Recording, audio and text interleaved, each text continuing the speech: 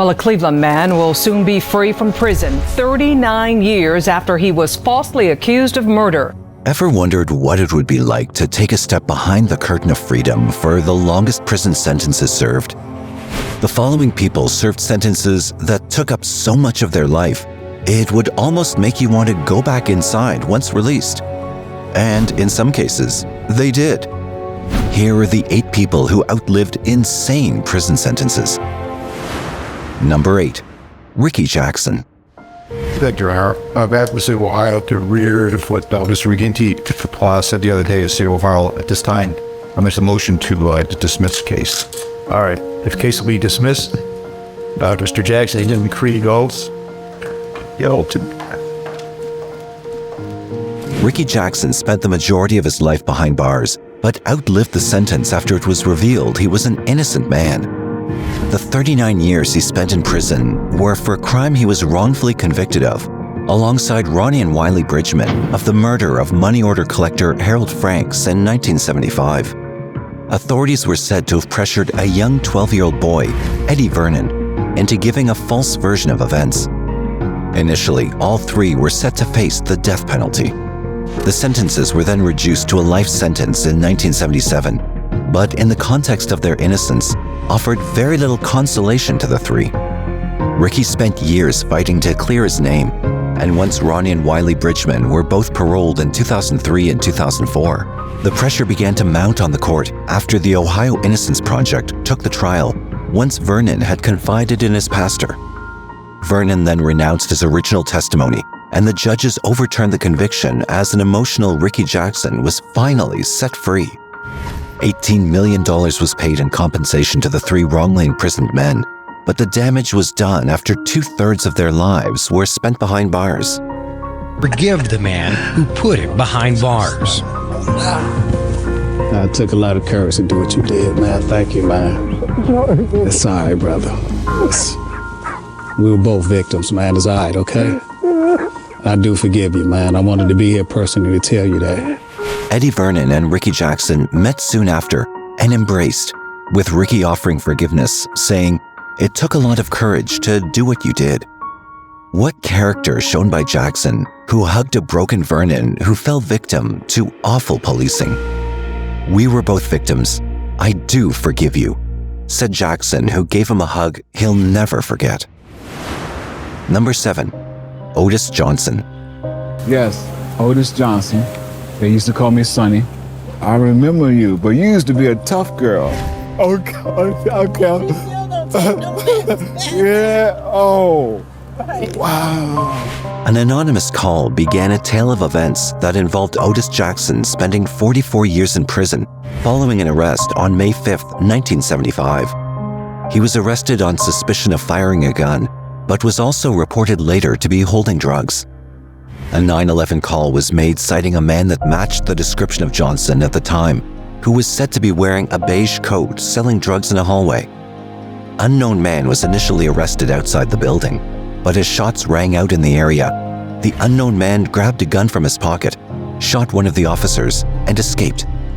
Incidents being reported late, lack of records, and poor policing in the investigation in general still hold questions to whether Otis was even involved at all. Nevertheless, he was arrested and jailed for attempted murder as the officers survived the shooting while his partner pointed the finger at Johnson. The trial became messy with the discovery of a gun with no fingerprints, but also the apparent lack of gunpowder residue on Johnson's jacket. Anthony Gideon, a young 14-year-old boy at the time, revealed he could prove Otis wasn't the shooter, but didn't testify. Johnson's lawyer apparently failed on numerous occasions to act on certain evidence during the trial, as 3 other possible witness opportunities went begging. Otis Johnson was ultimately sentenced to 25 years to life for an attempted murder of a police officer, a crime he denied long after his release. He served over 40 years under the name James Williams and has never admitted to the crime. The happy ending came when he finally met his uncle upon release after documentary crew helped organize the greeting. No, you ain't. No, you ain't. RC. All right. Oh my God. Number 6, Howard Christensen. Howard Christensen was one of the nation's longest-serving inmates when officials asked for him to be put into a nursing home. He committed murder at the age of 17 when he and another teenager shot and robbed teacher Ada Carey. The state of South Dakota was rocked to its core by the incident, and a petition was signed by thousands of people demanding both he and the other vigilantes never be pardoned. It was so infamous, in fact, that it was part of the reason South Dakota reinstated the death penalty. Although eligible for parole in the mid-1970s, Christensen was sent back to prison for his unusual behavior. He was then granted parole once again in 1995 at the age of 75 and finally was sent to a home.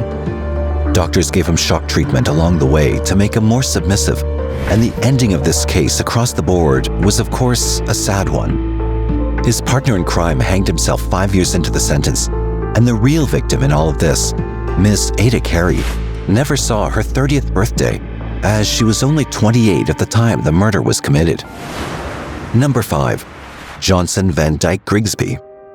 Either you aren't ready for society, or society isn't ready for you. Johnson Van Dyke Grigsby was far from ready for society when he exited prison after spending 66 years in prison for killing a man at a bar in Madison.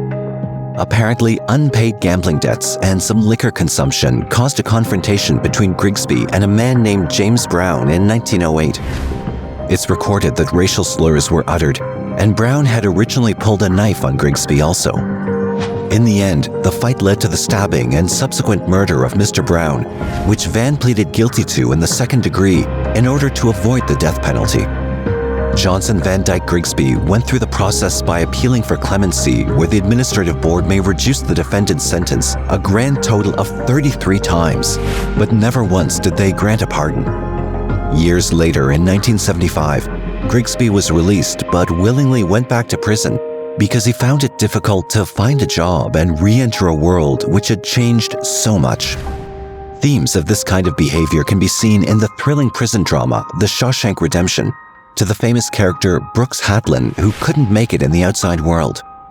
Grigsby, however, managed to go a different path and left again in 1976, surviving to be 101 years of age before passing away in 1987. Number 4. Eddie Collins. I'm enjoying life, you know, cause I won't never look over my shoulders no more. The Arizona Justice Project worked wonders in ensuring Eddie Collins got out after a 44-year stint in prison for a crime his brother committed. During a drug deal in Tucson in the summer of 1973, Eddie and his brother Johnny got into an altercation which changed both their lives forever. Johnny was carrying a gun and was the shooter, but took a plea deal at the age of 17, which got him 10 years. Meanwhile, Eddie went to trial and got convicted and was handed a heavier sentence of life in prison. Following the Justice Project entering the frame, a new sentence made Eddie parole eligible, and after 2 extensive hearings, Collins was released.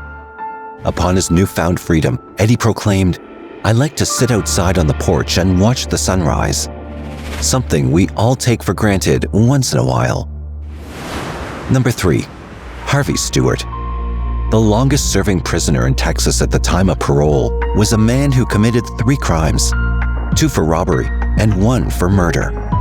His journey was far from ordinary, as after his first stint in prison, he escaped in 1965, but was found and brought back just days later. He doesn't deny any of his crimes, but however, did offer an explanation that the murder of James Laird was self-defense. 6 decades later, Harvey was offered a 3rd and final parole in 2011. When asked about rehabilitation, he said, "I'm too damned old to do any robbing. My old ticker might kick out on me." Number 2. Hugh Alderman. Another escapee was Hugh Alderman, who dared to do a prison break not once, but twice between 1919 and 1924. Obviously recaptured and put back behind bars, this man was convicted of robbery on numerous occasions whilst amongst a gang. Banks were the Rice Gang's specialty, named because of the aforementioned Rice, who was 2 of the brothers' surnames.